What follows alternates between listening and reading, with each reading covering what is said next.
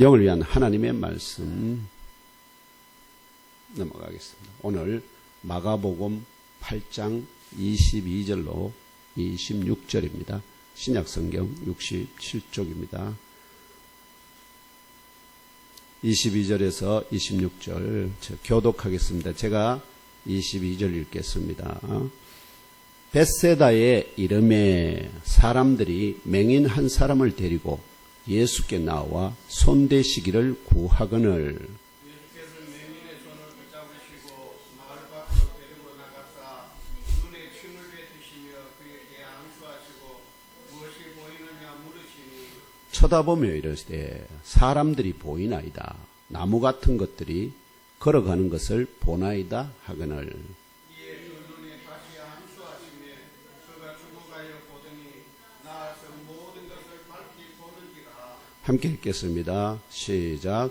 예수께서 그 사람을 집으로 보내시며 이르시되 마을에는 들어가지 말라 하시니라. 아멘. 이 본문을 중심으로 그 눈에 다시 안수하시매라는 제목으로 본문의 말씀을 상고하고자 합니다. 제목 한번 다시 읽겠습니다. 시작.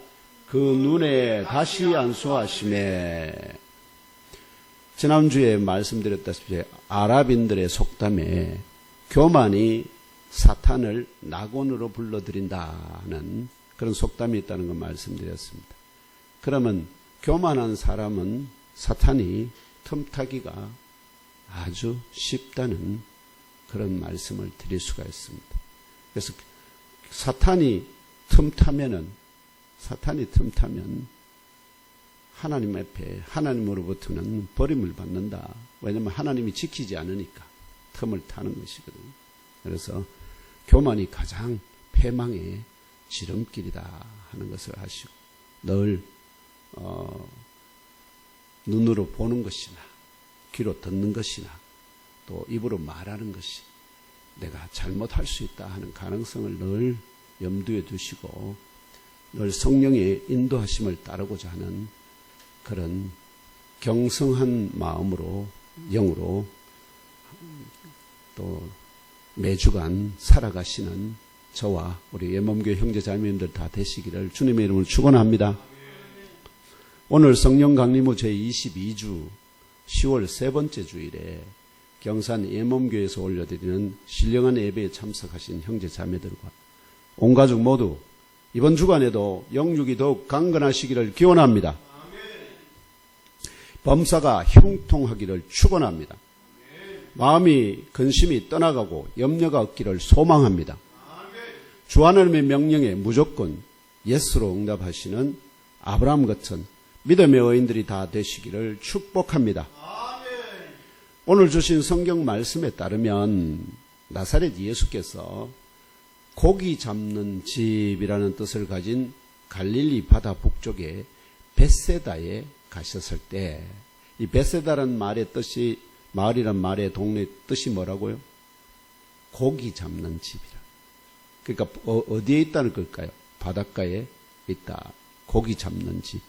우리 나라 말에는 그 동네 이름에는 다 뜻이 있죠. 저희 동네는 정자 또는 강동 이렇게 강의 동쪽 이렇게 이름들이 다 있는데 마침 이스라엘 사람 그 나라의 그 말에도 전부 다 이름이 뜻을 가지고 있습니다. 이 벳세다라는 동네 이름은 고기 잡는 집, 벳이 집이거든요. 베들레헴 할 때 베들레헴도 뭐냐면 빵집입니다. 그게 떡집 또는 빵집. 여기 세다, 벳세다 할 때 여기에 고기 잡는 집이라는 뜻입니다. 이 벳세다에 가셨을 때 그 벳세다의 그 지도 한번 보여주실래요? 저기 빨간 사각형으로 표시된 데 있죠. 저기가 벳세다죠. 갈릴리 바다 북쪽, 동쪽, 북동쪽에 바로 위치한 저곳으로 이제 방문을 하셨는데 그곳에 방문했을 때 그 동네 사람들이 맹인 한 사람을 데리고 옵니다. 맹인은 혼자 못 걸으니까 갈 수가 없으니까 사람들이 그 손을 잡아서 예수님께 데리고 나와서 예수께 그 눈에다가 손을 좀 얹어주이소. 손 좀 대주이소. 이렇게. 왜냐하면 나사렛 예수께서 손만 대시거나 혹은 그의 옷자락을 붙잡기만 해도 어떠한 병이라도 치유된다는 소문이 또 그렇게 실제로 일어났기 때문입니다. 그래서 사람들은 예수께 이거 고쳐주세요 안 하고 뭐라고 말한다고요? 손 좀 얹어주세요. 손 좀 얹어주세요. 손 좀 대주세요. 이렇게. 그래서 나사렛 예수께서 그를 불쌍히 여기셔서 보지 못하던 그 맹인의 손을 붙잡아가지고 손잡아가서 벳세다 마을 밖으로 데리고 나갑니다. 그 동네 모든 사람이 보는 데서 고쳐주는 게 아니라 그 사람을 데리고 손잡아서 데리고 마을 밖으로 나간 후에 왜 그렇게 데리고 나가느냐? 그 눈에 침을 뱉을 거거든. 그 눈에. 사람들이 보면은 이상하게 생각하잖아요. 그래서 그걸 피하기 위해서 먼저 그 두 눈에 침을 뱉었습니다. 희한한 일이죠. 눈에다 왜 침을 뱉을까요? 그리고는 그 눈에 손을 넣는 안수를 고쳐 안수로 이렇게 손을 딱 얹어서 그러니까 고쳐서 볼 수 있게 치유하여 주셨어요. 그런데 나사렛 예수께서 침을 뱉은 맹인의 그 눈에 그 손을 얹은 안수를 하시고 그 맹인에게 묻습니다. 무엇이 보이느냐? 무엇이 보이냐? 완전히 고쳐지면 어떨까요? 모든 게 환하게 보일 거 아니에요. 그런데 이 맹인의 대답이 이상합니다. 사람들이 보이나이다. 나무 같은 것들이 걸어가는 것을 보나이다. 이 맹인의 대답은 뭐냐니까 두 개 거치서 있지만 실제는 하나입니다. 사람들이 보이나이다. 나무 같은 것들이 걸어가는 것을 보나이다. 이 말이 원문을 그대로 직역을 하면 내가 걸어가는 나무같이 생긴 사람들을 봅니다 하는 의미입니다. 아시죠? 내가 걸어가는 나무같이 생긴 사람들을 본다. 그러니까 사람들이 그 얼굴이 또렷하게 보이는 게 아니고 뭐처럼요? 그냥 기둥처럼 나무가 원래 그렇게 서 있잖아요. 그것처럼 이렇게. 근데 그 나무가 가만히 있지 않고 어떻게요? 걸어가는 나무같이 생각되는 사람들을 본다. 다시 말하면 이 맹인의 눈이 모든 것을 밝히 볼 수 있게 치유된 것이 아니라 희미하게나마 볼 수 있도록 반쯤 치유되었다는 증언입니다. 이제까지 예수님이 치유하시는데 이런 일이 일어난 걸 본 적이 있습니까? 없습니다. 예수님 한 번 고치시면 그대로 치유가 됩니다. 이에 나사렛 예수께서 그 눈에 다시 손을 얹습니다. 손을 대십니다. 그러고는 그가 그 후에 손을 뗐는데 그러고 난 다음에 그가 이 맹인이 주목하여 보니까 이제는 선명하게 다 보인다. 그래서 모든 것을 밝히 볼 수 있게 온전하게 치유되었습니다. 그렇다면 나사렛 예수께서 왜 이전과 다르게, 이전과 다르거든요. 보지 못하는 맹인의 눈에 직접 침을 뱉으시고 한 번이 아니라 두 번의 안수로 온전히 볼 수 있도록 치유하여 주시는 의도나 의미가 있다는 거예요. 왜 그렇게 하시는가? 왜? 이러한 명제를 상고하는 가운데 오늘 예멈교회 주일 예배에 참석하신 형제 자매 여러분 모두 인생길에서 만나는 문제들, 사건, 사고들, 각종 장애들 같은 나의 힘으로 해결할 수 없는 막다른 골목길에서도 헤어나가거나 뚫고 지나갈 힘과 지혜와 또 눈을 열어주시는 나사렛 예수 그리스도 앞에 나아가 그 발 아래 엎드려 간구하고자 하는 겸손한 심령으로 또한 그 입의 명령에 무조건 복종하는 살아있는 믿음으로 충만하게 되시기를 축원합니다. 이제부터 나사렛 예수께서 보지 못하는 맹인의 눈에 직접 침을 뱉으시고 한 번의 안수로는 희미하게 볼 수 있도록 그리고 그 눈에 다시 안수하시어 모든 것을 밝히 볼 수 있도록 취하여 주시는 의미와 의도가 무엇인지 상고해 보겠습니다. 이게 예수님이 치유할 수 없어서 그렇게 하는 게 아닙니다. 그렇게 하시는 행위를 통해서 메시지를 전하려고 하는 게 있다. 그게 뭐냐? 무엇보다 먼저 맹인, 여러분 맹인, 그 시각장애인, 우리 요즘은 맹인이라는 말 잘 안 씁니다. 전부 다 뭐라고 이걸 한글로 해서 시각장애인 이런 말로 표현합니다. 사실 그거나 그거이 하지만 어쨌든 사람들이 맹인이라는 말이 괜히 뭔가 무시하는 옛날 그런 용어처럼 인식이 돼서 그런 것 같습니다. 맹인 곧 시각장애인이 어떤 사람인지를 생각해 보겠습니다. 우리가 시각장애인인지 아닌지 한번 생각해 보겠습니다. 지금 잠시 맹인이 어떤 상태인지 여러분들은 제가 체험할 수 있는 기회를 드리도록 하겠습니다. 자, 예범교회 형제자매 여러분, 우리 모두 두 눈을 감아 봅시다. 눈을 딱 감아 보세요. 조은준 집사님 다 감으셨죠? 눈을 감고 계세요. 그대로. 조은준 집사 안 감습니까? 눈을 감고 계시라니까. 감고, 그래야 제가 질문을 할 거거든요. 눈을 감은 상태에 질문을 할 거예요. 자, 눈을 감으셨죠? 여러분, 저의 모습이 보이십니까? 안 보입니다. 안 보이죠. 그렇습니다. 저도 여러분의 모습이 전혀 보이지 않습니다. 이게 맹인의 상태입니다. 아무것도 안 보인다는 거예요. 자신의 눈앞에 무엇이 있는지, 누가 있는지, 무슨 일이 일어나고 있는지 자신의 눈으로는 전혀 보지 못하기 때문에 스스로 자신 앞에 존재하는 그 실체를 전혀 알지 못하는 사람이 바로 맹인입니다.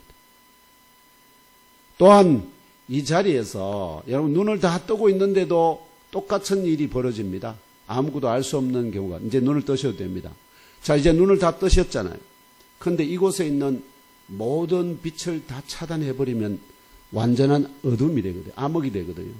그 암흑 가운데 있으면 여러분이 옆에 있는 것을 볼 수 있을까 없을까요? 안 보입니다. 유일하게 할 수 있는 것은 뭘까요? 더듬어서 아는 거예요. 감각으로. 이게 뭐지? 그러니까 거의 뭐와 같다는 거죠? 맹인의 상태와 같게 됩니다. 어둠에 놓여도. 그러면 저와 형제 자매 여러분은 맹인이 아님에도 맹인과 동일한 상태가 되어 우리 주변에 무엇이 있는지, 누가 있는지, 무슨 일이 일어나고 있는지 우리 자신의 눈으로 전혀 볼 수 없기 때문에 우리 스스로는 우리 주변에 존재하는 그 실체를 전혀 알지 못하는 사람, 곧 맹인과 같이 됩니다. 빛이 아무것도 없습니다. 아시겠죠? 오늘 말씀이 증언하는 베세다에서, 저기 베세다가 사각형 붉은색 말씀드렸죠. 저 베세다에서 사람들이 데리고 나사렛 예수께 데리고 나온 이 맹인은 좀 전에 실험하였듯이 우리가 눈을 완전히 감았을 때나 빛이 모두 차단된 완전한 암흑에 우리가 놓인 것과 같은 상태입니다.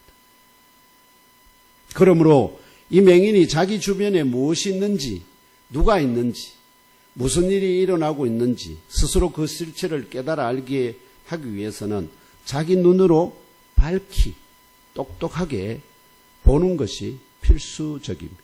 이해하시죠? 자기 눈으로 스스로 밝히 보게 하는 방법은 두 가지입니다.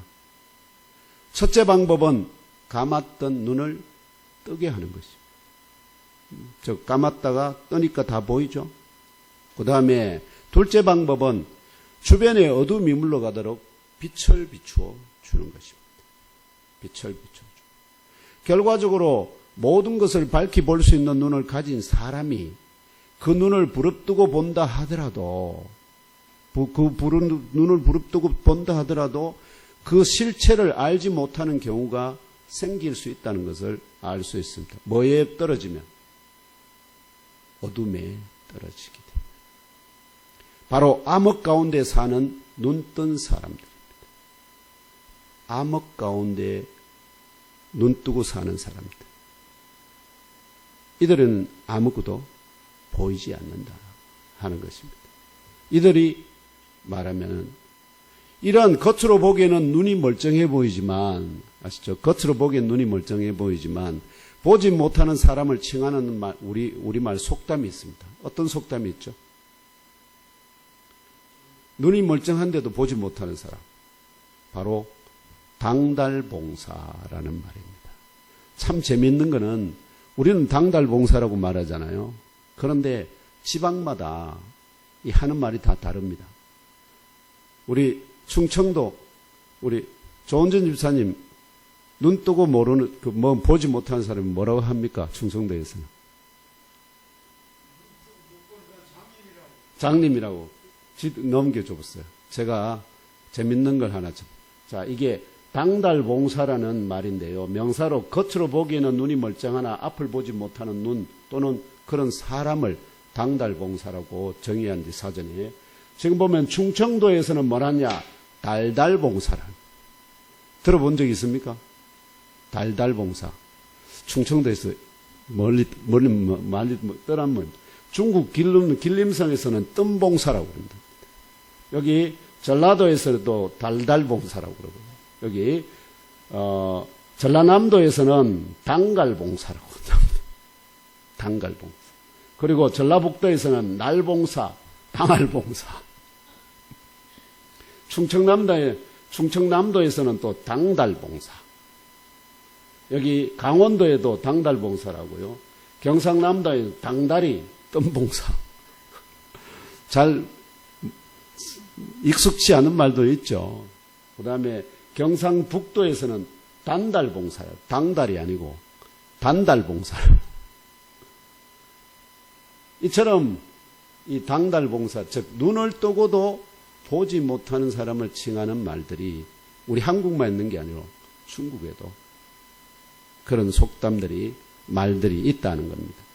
오늘 말씀이 증언하는 바 나사렛 예수께서 이 맹인의 눈에 직접 침을 뱉으시고 한 번이 아닌 두 번의 안수로 치유하시는 의도나 의미는 오늘 말씀의 바로 앞과 뒤에 이어지는 말씀이 그것을 가리킵니다. 말씀 바로 앞에 당달봉사들이 나오고요. 말씀 바로 뒤에 당달봉사와 희미하게 보는 사람들이 나옵니다. 그래서 그 가운데 누가 있다고? 오늘 사건이 있어요. 무엇을? 맹인을 고치되 한 번에 팍 고쳐주는 게 아니라 한 번 안수해서 희미하게 보고 그 다음에 한 번 더 안수해서 완전하게 보게. 요걸 이렇게 자기의 제자들을 먼저는 눈을 희미하게 뜨게 하고 그 다음에는 완전하게 뜨게 할 그걸 제자들에게 뭘 통해서 이 맹인을 고치는 과정을 통해서 제자들에게 가르치고 있습니다. 말로 해서 못 알아듣기 때문에. 그래서 아예 뭐로요? 이런 상징적인 표시로 가르친다 하는 것입니다. 그러면 오늘 주신 말씀 바로 앞과 뒤를 살펴봐야 되겠죠. 어떤 일을 기록하고 있는지, 암시하고 있는지.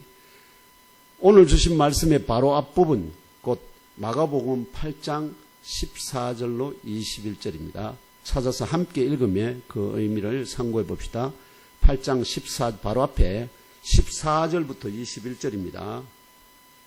함께 읽겠습니다. 찾아서 시작. 제자들이 떡 가져오기를 잊었음에 배에 떡 한 개밖에 그들에게 없더라. 예수께서 경고하여 이르시되 삼가 바리새인들의 누룩과 헤롯의 누룩을 주의하라 하시니 제자들이 서로 수군거리기를 이는 우리에게 떡이 없음이로다 하거늘 예수께서 아시고 이르시되 너희가 어찌 떡이 없음으로 수군거리느냐 아직도 알지 못하며 깨닫지 못하느냐 너희 마음이 둔하냐 너희가 눈이 있어도 보지 못하며 귀가 있어도 듣지 못하느냐 또 기억하지 못하느냐 내가 떡 5개를 5,000명에게 떼어줄 때에 조각 몇 바구니를 거두었더냐 이르되 12이니이다. 또 7개를 4,000명에게 떼어줄 때에 조각 몇 광주리를 거두었더냐 이르되 7이니이다. 이러시되 아직도 깨닫지 못하느냐 하시니라. 아멘. 이 말씀의 배경은 달마누다 지방을 떠나 벳세다로 향하는 배 안에서 예수께서 지난주에 말씀드렸죠. 이 지도 넘겨줘 보세요. 예. 예수께서 저 분홍색 동그라미 저기가 게네사렛 들판입니다. 저기서 오병이요, 칠병이요 사건이 일어났고요. 그래서 거기서 그 사람들을 칠병이요로 4,000명을 먹이신 이후에 게네사렛이라는 동네에서 배를 타고 어디로 가느냐 하면은 여기 지난번에 마가단 아시죠? 마가단 혹은 막달라 이 지역으로 이것을 달마누다 지방이라 한다고 말씀드렸죠.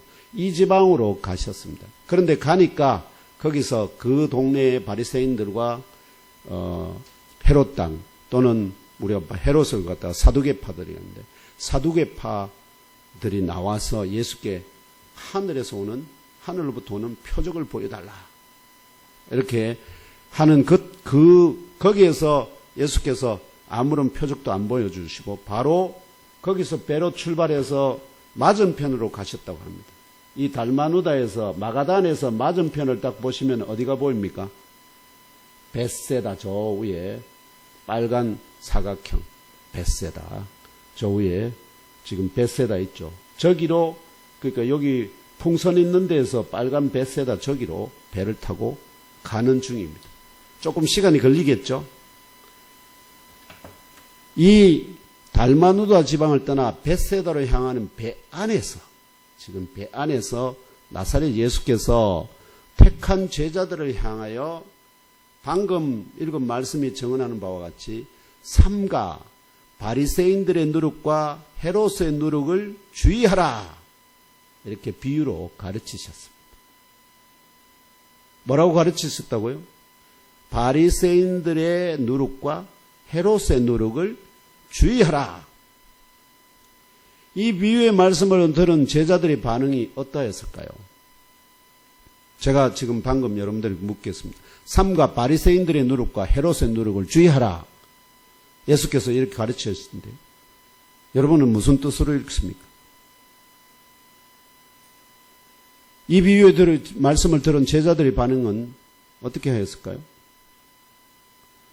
누룩은 무엇 하는데 사용되나요? 누룩. 바로 떡반죽을 부풀어 오르게 하여 혹은 술을 담을 때, 그죠? 이 먹기에 편한 떡이나 맛있는 향기로운 술을 만드는데 유용하게 쓰이는 발효제입니다. 발효제, 효모. 그래서 누룩이라는 말에 제자들은 습관적으로 이게 뭐하고 연관되어 있다고요? 떡하고 연관되어 있다고 생각을 한 거예요. 먹는 떡. 그래서 바리새인들이나 헤롯이 먹는 떡을 의미하는 것으로 생각하였습니다. 마침 이때에 왜 그들이 그렇게 생각하게 된 배경도 또 재밌는데요. 왜냐하면 떡을 담당하는 제자의 누군가가 누군지 모르지만 떡을 담당하는 제자가 있었는데 떡을 준비하는 것을 소홀히 해서 갑자기 떠나게 되니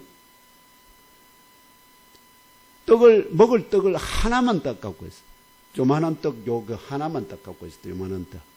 요거 하나만 떡 가지고 있었기 때문에 예수님께서 바리새인들의 누룩과 헤롯의 누룩을 주의하라.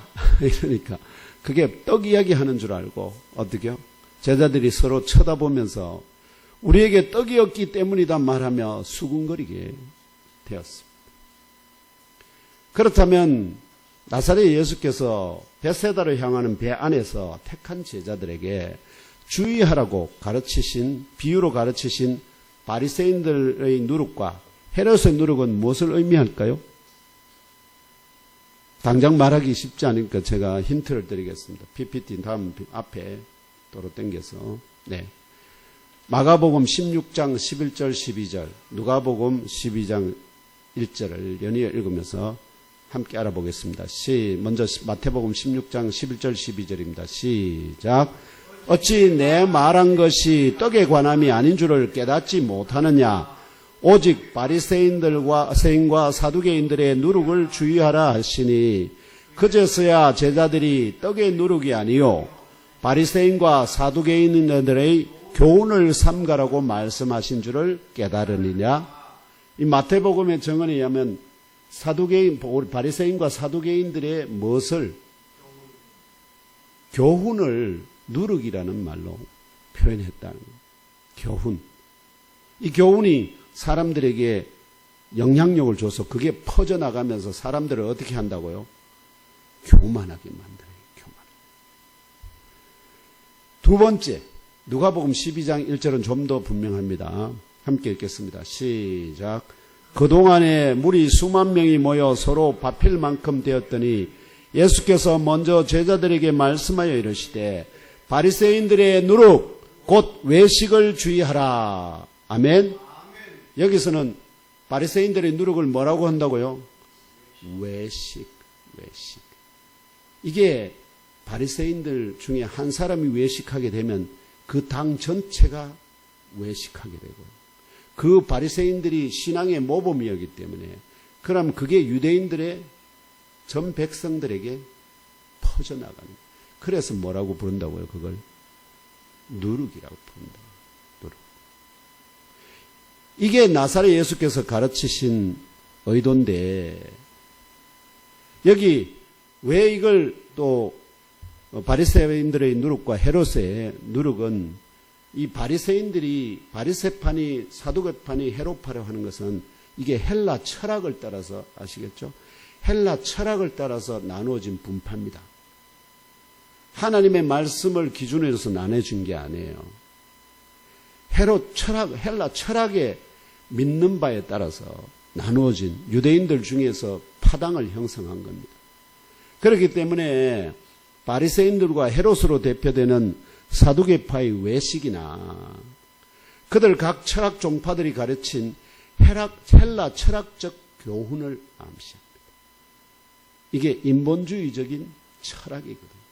그런데 그것을 진리하고 뭐하고 섞어버렸다고요? 섞어.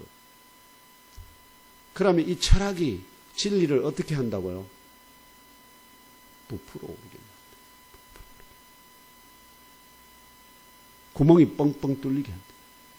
그러면 딱딱하던 그 율법이 어떻게 될까요? 먹기 좋은 떡처럼 부들부들하게 돼서 이렇게도 피해가고 저렇게도 피해갈 길을 찾았죠. 요게 예수께서 말씀하시는 바 바리새인들, 사두개인들의 헤롯의 누룩. 1세기 택한 제자들을 향하여, 또한 21세기 저와 형제 자매 여러분을 향하여 나사렛 예수께서 영으로 탄식하듯이 17절 18절에 1차로 5가지로 반문하십니다. 왜냐하면 바리새인들과 사두개인 헤롯의 누룩을 주의하라 했는데 이 제자들이 어떻게 반응했죠? 와, 우리가 떡이 없어서 저런 말씀을 하시나 보다 하니까 듣기는 듣는데 뭔 뜻인지 깨달아 알지 못하는 이 제자들을 향해서 1차로 5가지로 반문하십니다. 첫째, 너희가 어찌 떡이 없으므로 수군거리느냐? 둘째, 아직도 알지 못하며 깨닫지 못하느냐? 셋째, 너희들이 돌같이 된 너희들 자신의 마음을 계속 붙잡고 있느냐? 원문에서는, 지금 그 성경에서는 뭐라고 해놨죠? 그렇게 마음이 마음이 둔하냐? 이렇게 되어 있죠. 제가 원문을 직역해 드리면, 너희들이 돌같이 된 너희들 자신의 마음을 계속 붙잡고 있느냐? 이런 뜻입니다.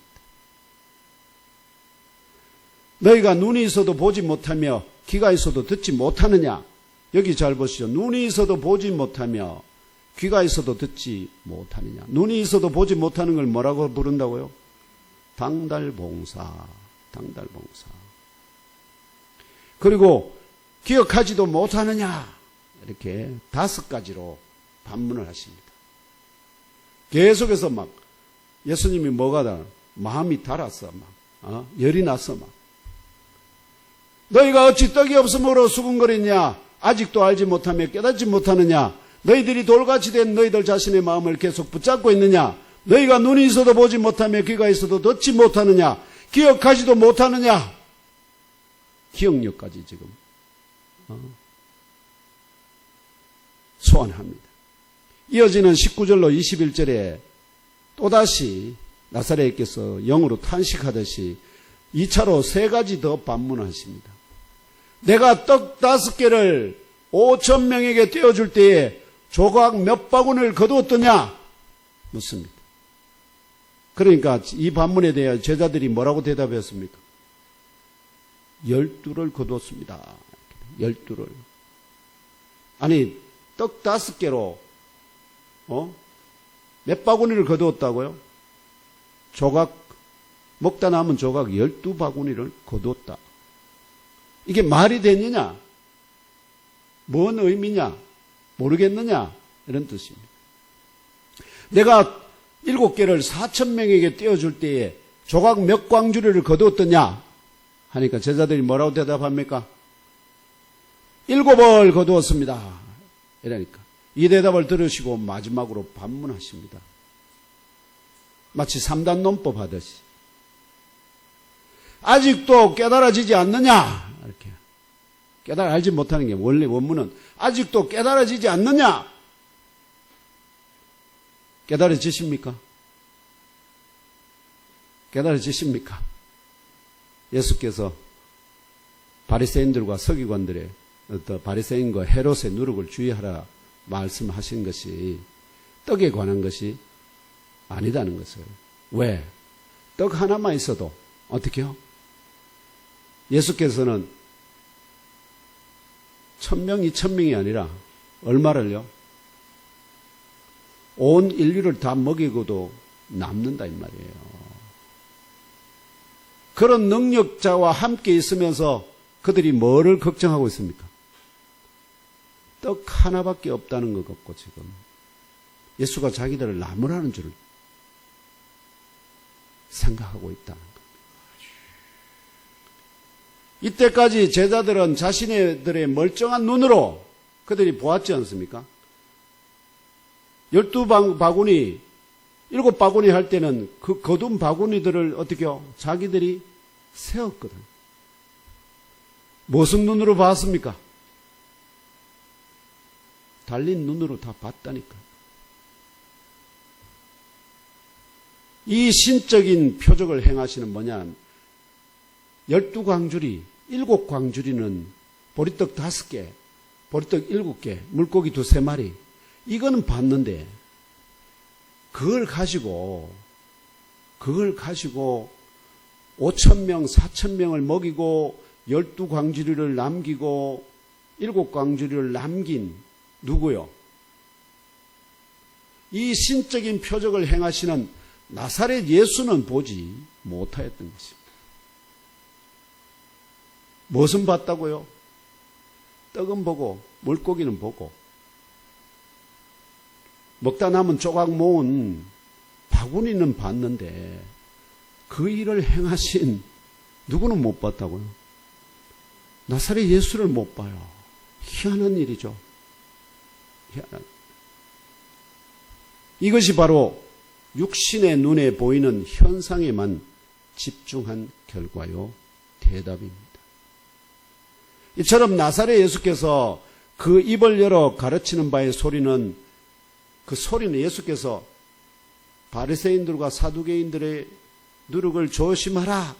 이 말은 소리는 듣는데 택한 자들이 귀를 열어 듣지만 그 말의 의미를 전혀 깨달아 알지 못할 뿐만 아니라 엉뚱한 말로 서로 수군거리고 있잖아요. 그리고 나사렛 예수 자신의 영적 정체를 계시하기 위하여 구약 성경이 증언한 바 오직 창조주 여호와 하나님 곧 신만이 행하실 수 있는 각종 표적들을 행하시는 나사렛 예수를 자신들의 뜨인 눈으로 바로 그 앞에서 보지만 나사렛 예수 자신의 영적 정체를 전혀 깨달아 알지 못하고 있는 택한 제자들이 바로 보기는 보되 보지 못하고 듣기는 듣되 듣지 못하는 영적인 방달봉사요. 영적인 기머거리 상태임을 암시합니다. 이해되십니까? 하나님이 말씀하시는데 그걸 듣기는 듣고 하나님이 하신 일들을 성경을 통해서 보기는 보는데 그게 나하고 무슨 상관이 있는지를 모른다는 거예요. 결과적으로 오늘 말씀이 증언하는 바 나사렛 예수께서 보지 못하는 이 맹인의 두 눈에 먼저 침을 뱉고 그 침이 묻은 맹인의 두 손에다가 두 눈에 1차로 손을 대시어 희미하게 보이는 상태로 2차로 다시 그 눈에 손을 대시어 모든 것을 밝히 볼 수 있는 상태로 치유하셨듯이 지금 오늘 말씀 바로 앞에 있는 제자들의 상태는 지금 예수께 손잡아서 사람들이 데리고 나온 그 맹인의 상태. 아무것도 못 봐요. 아무것도 못 봐. 그런데 예수께서는 어떻게 하시겠다는 거예요? 그것을 그들을 먼저 희미하게나마 볼 수 있도록 치유하시고 그 다음에 다시 한번 안수해서 왜냐하면 이게 물리적인 눈이 아니라 무슨 눈이죠? 영적인 눈이잖아요. 그 영적인 눈을 먼저 예수께서 안수했었지. 영적인 안수를 해서 취해 주시고 그렇게 희미하게 볼 수 있는 상태가 된 다음에 어떻게요? 다시 영적인 안수를 통해서 온전하게 볼 수 있게 해 주실 것이다. 요걸 말하고 있습니다. 그래서 영적 맹인이요 귀머거리 상태인 택한 제자들의 그 눈을 1차로 희미하게 보이는 상태로 2차로 모든 것을 밝히 볼 수 있는 상태로 치유하실 것을 계시한다는 영적 진리를 보고 듣고 깨달아 아시는 예몸교회 지체들이 다 되시기를 주 예수님의 이름으로 축복하며 기도합니다. 그래서 뭐가 필요하냐면 물로 세례를 받는 것과 세례는 곧 뭐냐니까 안수와 비슷해요. 세례 받을 때 전부 다 목사님들 안수하잖아요. 손을 얹는 거예요. 그게 1차로 눈을 뜨게 해서 희미하게 보게 해주는 것 같고 그러면 물로만 거듭나면 하나님 나라를 보고 하나님 나라에 들어갈 수 있나요? 어떻게 해야 되죠? 물과 성령. 누구의 안수가 필요하다고요? 성령의 안수가 필요합니다. 성령의 안수가 필요합니다. 나사렛 예수께서 그 맹인의 두 눈에 1차 그 손, 하나님의 손은 하나님은 손이 없신 분이에요. 그런데 하나님 손은 뭘 나타낼까요? 권능입니다. 권능. 이걸로 치면은 견딜 자가 없어. 살아남을 자가 없어. 이걸로 당신이 탁 하면은 뭐든지 만들어낼 수 있는 것이죠. 권능이. 그래서 내 손을 들어서 어떻게요? 제국을 심판하고 하신다고 말씀하시다. 그래서 그 손을 얹으심으로 두 눈이 희미하게 보이는 상태로 취하여 주셨듯이 아직 영적 맹인의 상태를 벗어나지 못하고 있는 1세기 당대의 사람들과 희미하게나마 볼 수 있는 상태로 제자들을 치유하셨다는 사실을 오늘 말씀에 이어지는 말씀의 뒷부분 마가복음 27절에서 33절이 증언합니다. 27절에서 오늘 말씀 뒤에 바로 이어지는 부분입니다. 27절에서 33절 찾아 함께 읽으며 알아봅시다. 시작. 예수와 제자들이 빌립보 가이사랴 여러 마을로 나가실새 길에서 제자들에게 물어 이르시되 사람들이 나를 누구라고 하느냐? 제자들이 여짜와 이르되 세례 요한이라 하고 더러는 엘리야 더러는 선지자 중에 하나라 하나이다. 또 물으시되 너희는 나를 누구라 하느냐? 베드로가 대답하여 이르되 주는 그리스도시니이다 하매 이에 자기의 일을 아무에게도 말하지 말라 경고하시고 인자가 많은 고난을 받고 장로들과 대제사장들과 서기관들에게 버림받아 죽임을 당하고 사흘 만에 살아나야 할 것을 비로소 그들에게 가르치시되 드러내놓고 이 말씀을 하시니 베드로가 예수를 붙들고 항변하매 예수께서 돌이키사 제자들을 보시며 베드로를 꾸짖어 이르시되 사탄아 내 뒤로 물러가라. 네가 하나님의 일을 생각하지 아니하고 도리어 사람의 일을 생각하는도다 하시고 아멘.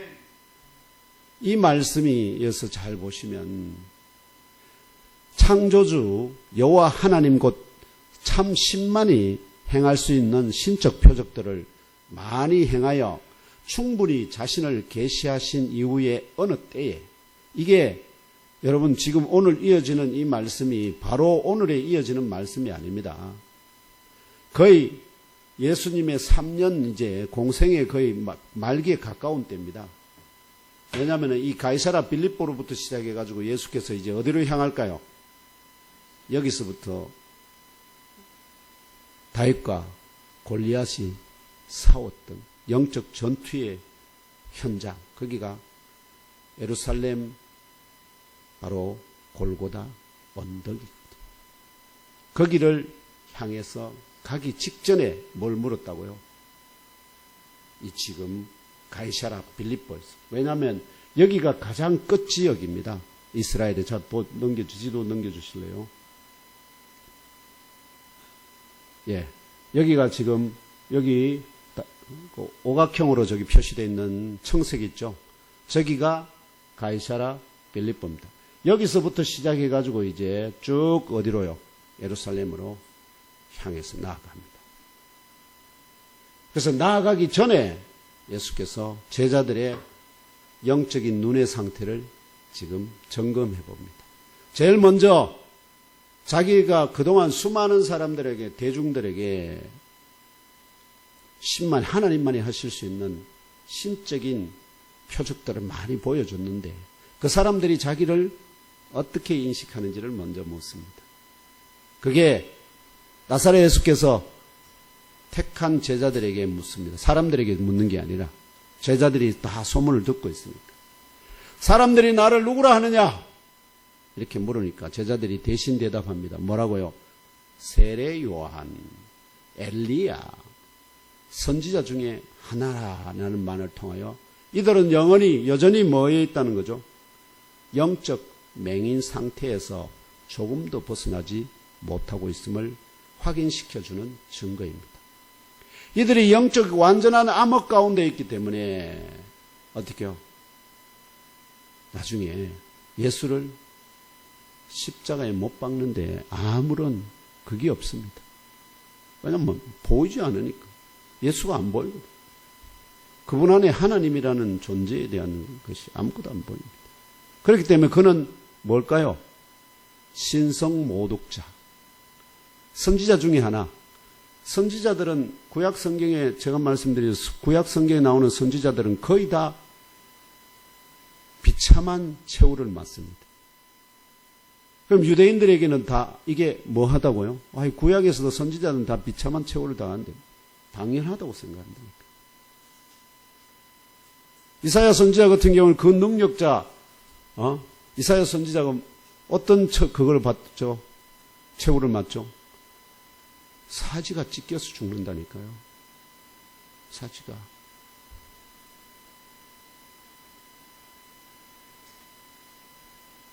일반 대중들은 엄청난 표적을 봤음에도 뭐처럼 갔습니까? 출애굽한 이스라엘 백성들이 광야에서 엄청난 표적을 보고도 뭘 하죠? 하나님에 대해서 알지 못하는 것과 같아요. 그럼 이어서 나사렛 예수께서 택한 제자들을 향해서 묻습니다. 제자들 향해서. 제자들의 이제 영적 상태는 어떠냐? 너희들은 나를 누구라 하느냐? 이 물음에 택한 제자들의 대표격인 시몬 베드로가 당신은 그리스도입니다. 여기는 주는 그리스도예요. 주라는 말은 없습니다. 크리오스, 유입니다. You are Christ. 이렇게. 당신은 그리스도입니다. 대답하는 것만 들으면 아이고 베드로가 영안이 활짝 열렸네. 왜? 그리스도가, 그분의 영적인 본체가, 우리가 나사렛 예수 뭐라고 부르죠? 그리스도. 나사렛 예수 그리스도. 그리스도라는 말은 하나님의 아들이라는 뜻이고 구원자라는 뜻. 구약 성경이 예언한 바입니다. 그래서 이 대답만 들으면 택한 제자들의 영의 눈이 모두 모든 것을 밝히 볼 수 있는 온전한 상태로 두 번째 안수받은 것처럼 치유된 것 듯이 생각되는데요. 문제는 그렇지 않다는 것이 바로 이어지는 본문을 통해서 확인이 됩니다. 그러나 계속 이어지는 30절로 33절의 증언을 통하여 택한 제자들의 영의 눈이 1차 안수받은 맹인이 희미하게만 볼 수 있게 치유되었듯이 여전히 희미하게만 볼 수 있는 상태임을 계시합니다. 비록 당신은 그리스도입니다 말은 했는데 희미하게, 아시죠? 사람이 보이긴 보이는데 나무처럼 나무가 마치 걸어가는 것처럼 보이는 사람, 뭔가 예수에게서 그리스도와 같다 하는 것을 생각하는데 그냥 걘또 잡았다 이렇게 생각하셔도 됩니다. 그것을 예수께서 나중에 그것을 알게 한 이는 누구라고요? 내가 사람들이 아니라 바로 하나님 내 아버지께서 너를 알게 했다. 요약하면 나사렛 예수께서 베드로가 고백한 바 그리스도로서 이제 그러면 고백을 했으니까 그리스도로서 그럼 내가 지금부터 어떤 일을 할 것이다 하는 것을 제자들에게 계시를 하거든요. 왜냐하면 여기서부터 이제 예루살렘을 향해서 가니까. 그럼 제자들이 그걸 알고 있어야 되지 않겠어요? 그래서 그리스도로서 지금까지는 나사렛 예수였는데 이제 베드로가 고백한 바 그리스도로서 구약 성경이 예언하는 바 영적 구원자의 사명, 바로 인자가 많은 고난을 받고 장로들과 대제사장들과 서기관들에게 버림받아 죽임을 당하고 사흘 만에 살아나야 할 것을 이때부터 택한 제자들에게 가르칩니다. 그러니까 시몬 베드로가 나사렛 예수의 두 팔을 벌려서 나사렛 예수의 두 팔을 확 붙잡으면서 어떻게요? 우리가 반가우면 영접하잖아요. 그런데 베드로의 의도는 뭐냐? 확 붙잡아가지고 나사렛 예수에게 잘못을 지적하기를 시작합니다. 그렇게 말하지 말라. 혹은 그렇게 되도록 우리가 가만히 버려두지 않을 것이다. 등의 말로 추정됩니다. 이해되시죠? 왜냐니까 자기들은 지금 누구만 믿고 따라가고 있습니까? 나사렛 예수만 믿고 왔는데 그는 자기는 어디 가서요? 대제사장들, 장로들과 대제사 서기관들이 가서 버림받되고 그리고는 죽임을 당할 것이다 하니까 그러면 자기들은 뭡니까? 닭 쫓던 게 지붕 쳐다보는 격 아닙니까? 입만만 다시다가 아이고. 근데 모든 걸 지금 버려두고 예수를 3년째 쫓고 있는데 이에 나사렛 예수께서 획 뒤로 돌아봅니다. 베드로가 붙이고 있잖아요. 제자들은 뒤에 베드로가 앞에 왔어. 붙들고 있으니까 확 돌아보시면서 택한 제자들을 눈으로 빤히 쳐다보면서 베드로에게 꾸짖습니다. 뭐라고요? 사탄아, 나의 뒤로 물러나라. 네가 하나님의 일을 생각하지 아니하고 도리어 사람의 일을 생각하는도다. 나사렛 예수의 이 증언, 곧 네가 하나님의 일을 생각하지 아니하고 도리어 오히려 사람의 일을 생각하는다. 이 증언이 바로 택한 제자들의 영의 눈이 아직은 희미하게 볼 수 있는 1차 안수받은 맹인의 눈의 상태와 같다는 결정적 증거입니다. 앞에는 베드로가 마치 모든 것을 보는 것처럼 당신은 그리스도입니다 했는데 그 바로 돌아서자마자 어떻게 그의 눈이 아직 온전히 열리지 않았다는 것을 이 사건을 통해서 보여주는 거예요. 그렇다면 택한 제자들의 영의 눈이 언제 온전히 치유받게 되었을까요? 제가 말씀드렸죠. 바로 오순절에 강림하신 나사렛 예수의 영입니다. 곧 성령을 통하여 온전하게 치유되었다는 진리를 깨달아 하시고 성령을 날마다 사모하시며 은총을 구하시는 중에 영의 눈이 밝아져 선명하게 보며 성경이 증언하는 바 영적 진리를 깊이 깨달아 알고 믿는 성도들이 되시기를 영의 눈을 온전하게 치유하시는 주 예수님 이름으로 기도합니다. 아멘. 이제 예멈교회 형제자매 여러분 주위를 한번 돌아보십시오. 옆에 누가 있습니까? 여러분의 눈으로 무엇을 보십니까? 인간 형상에 허물어지고 나이 들고 거짓투성이에 저처럼 지금 얼굴이 막 엉망진창인 이런 겉모습에 치중하게 되면 창조주 여호와 하나님께서 그 사람을 천하보다 값지고 귀하게 만드셨을 뿐만 아니라 도저히 갚을 수 없는 1만 달란트의 빛을 나사렛 예수의 십자가 대속의 죽음을 통하여 탕감하여 주시어서 그 사람의 보이지 않는 영을 자신의 영원한 소유로 사셨다는 영적 진리를 깨달아 알지도 믿지도 주님으로 고백할 수도 없게 됩니다. 이와 동일하게 사람으로서는 불가능한 참신만이 행하실 수 있는 신적 표적들을 행하시는 나사렛 예수의 인간 형상의 겉모습의 마음을 빼앗기게 되면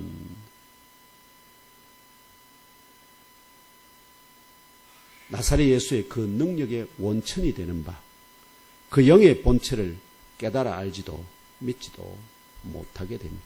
지금까지 그래 왔습니다. 누가 나사렛 예수의 그리스도가 영이 하나님의 영과 본체라는 걸 누가 알았습니까? 아직도 아무도 몰라요.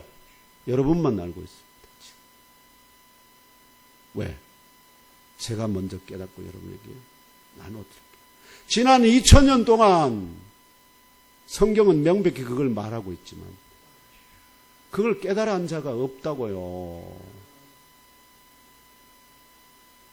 결론적으로 저와 형제 자매 여러분은 육신의 눈과 귀와 입을 주 하나님께 자원하는 예물로 드리시기를 바랍니다. 이게 고르반입니다. 이거 다 이제 내 거, 내 입, 내 귀, 내 눈은 하나님의 것입니다. 이제 하나님이 보게 하시는 눈으로 보고 하나님이 듣게 하시는 귀로 듣고 하나님이 말하게 하시는 입으로 말하는 할례받은 눈과 할례받은 귀와 할례받은 입으로 사시는 그런 복된 성도들이 되시기를 바랍니다. 그런 영안이 열린 상태에서만 나사렛 예수의 능력의 원천이 바로 그 속의 영에 있으며 사람으로는 도저히 행할 수 없고 오직 창조주 여호와 하나님과 성령께서만 행하실 수 있는 신적인 표적들을 행하여 보여주심으로 창조주 여호와 하나님과 성령과 동일한 영을 소유하셨다는 영적 진리를 계시하신다는 의도를 깨달아 하시고 믿고 주님으로 고백하시는 참 믿음의 의인들이 되시기를 이사야 예언대로 오신 하나님이 되시는 나사렛 예수 그리스도 이름으로 축복하며 기도합니다. 거룩한